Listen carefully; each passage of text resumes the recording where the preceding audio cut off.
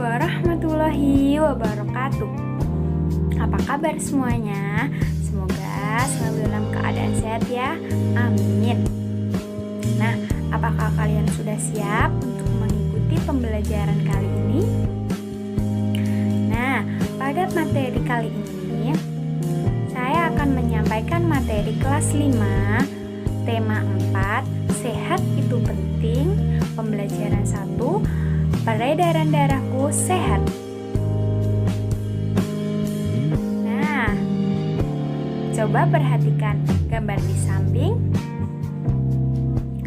Apakah kalian pernah melihat orang yang mendonorkan darah? Kenapa sih orang itu perlu didonorkan darahnya? Atau kenapa orang itu memerlukan darah? Karena darah merupakan jaringan ikat yang sangat penting untuk kelangsungan hidup tubuh kita. Tanpa darah, tubuh kita tidak akan bisa bekerja secara optimal. Oleh karena itu, orang yang sakit karena kecelakaan dan mengeluarkan banyak darah perlu membutuhkan donor darah. Yang pertama yaitu darah. Darah terdiri dari cairan yang disebut plasma darah dan sejumlah butiran yang disebut sel darah. Sel-sel darah manusia terbagi atas 3, yaitu sel darah merah atau eritrosit yang mengandung pigmen pewarna darah yang disebut hemoglobin. Hemoglobin berfungsi mengikat oksigen dari paru-paru. Nah, hemoglobin tersebut yang menyebabkan darah berwarna merah.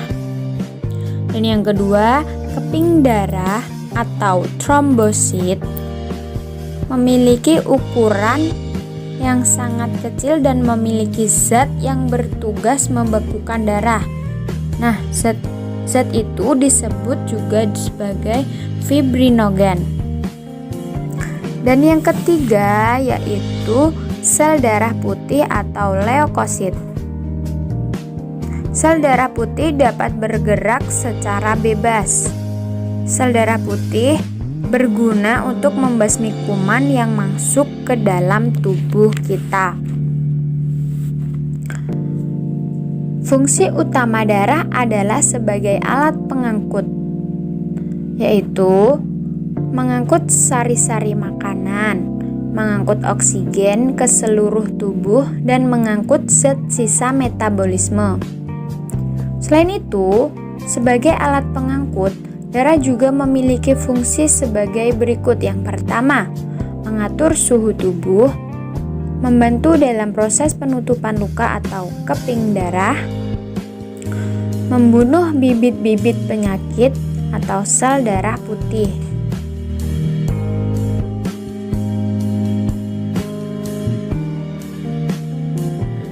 Yang kedua, organ peredaran darah. Organ peredaran darah dibagi menjadi 3. Yang pertama, jantung. Jantung merupakan organ tubuh yang berfungsi untuk memompa darah ke seluruh tubuh. Jantung terdapat di dalam rongga dada sebelah kiri. Jantung tersusun atas dinding otot yang sangat tebal atau biasa disebut dengan miokardium. Jantung memompa darah dengan cara berkontraksi dan berrelaksasi secara bergantian, sehingga jantung berdenyut, mengembang, dan mengempis. Jantung terdiri atas 4 ruang, yaitu yang pertama, serambi kanan yang bertugas menampung darah kaya karbon dioksida atau darah kotor dari seluruh tubuh. Dan yang kedua, serambi kiri bertugas menampung darah kaya oksigen atau darah bersih dari paru-paru ke seluruh tubuh. Yang ketiga, bilik kanan bertugas memompa darah kaya karbon dioksida atau darah kotor dari seluruh tubuh ke paru-paru. Dan yang keempat, bilik kiri yang bertugas memompa darah kayak oksigen atau darah bersih dari paru-paru ke seluruh tubuh. Nah, cara kerja jantung terdiri dari 2 fase. Yang pertama, jantung berelaksasi, yaitu saat jantung menerima darah. Dan fase kedua, jantung berkontraksi, yaitu saat jantung memompa darah. Ketika berelaksasi, jantung terisi darah dan darah dari seluruh tubuh masuk ke serambi kanan, sehingga darah dari paru-paru menuju serambi kiri. Kemudian serambi berkontraksi, akibatnya darah mengalir ke bilik melalui katup. Ketika bilik menerima darah dari serambi, bilik berada dalam kondisi relaksasi. Darah yang ada di bilik kiri kemudian akan dipompa ke seluruh tubuh. Adapun darah dari bilik kanan akan dipompa ke paru-paru. Selanjutnya, tekanan darah manusia ada 2 macam, yaitu tekanan diastol. Pada saat jantung mengembang, darah akan masuk ke jantung. Akibatnya akan terjadi tekanan diastol. Tekanan diastol adalah tekanan darah terendah yang terjadi saat jantung mengembang atau relaksasi. Yang kedua, tekanan sistol. Pada saat jantung menguncup, darah akan dipompa keluar jantung. Akibatnya akan terjadi tekanan sistol. Tekanan sistol adalah tekanan darah tertinggi yang terjadi saat jantung menguncup atau kontraksi.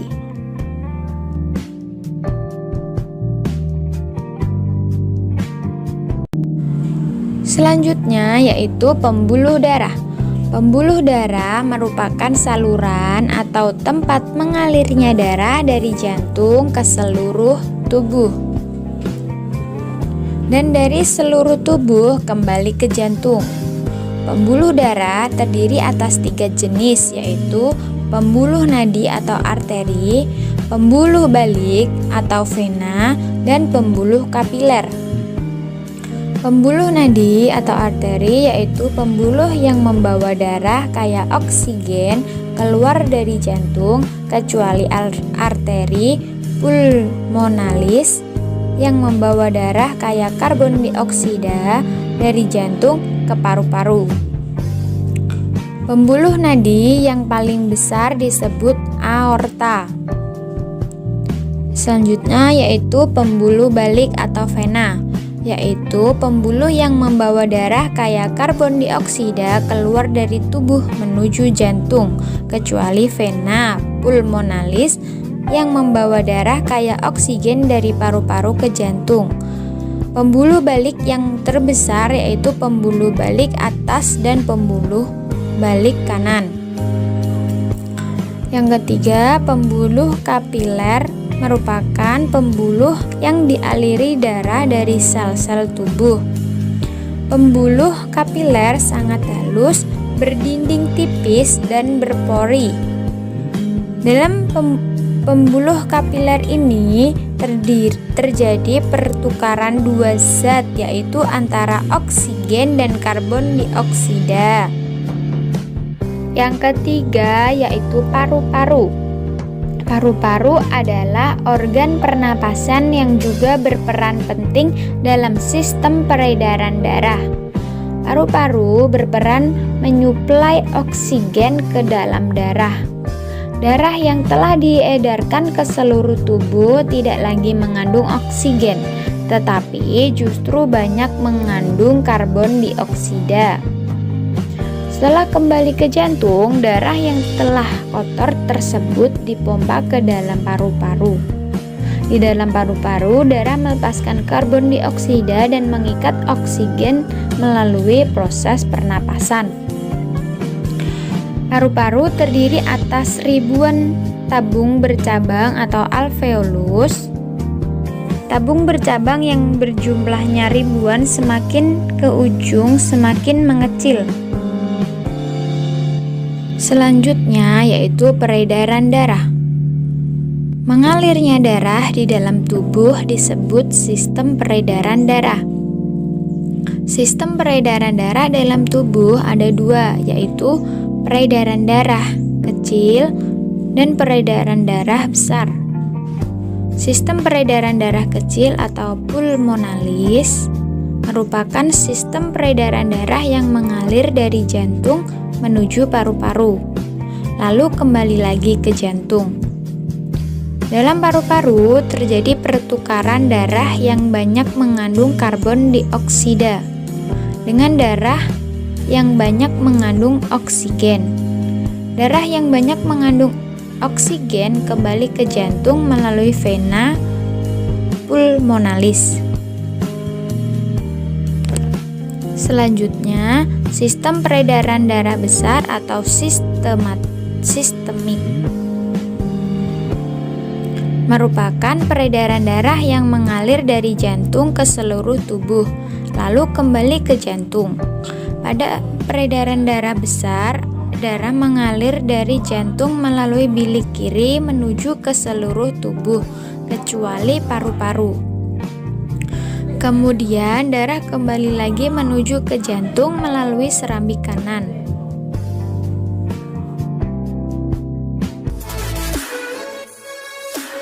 Mungkin hanya itu saja yang dapat saya sampaikan.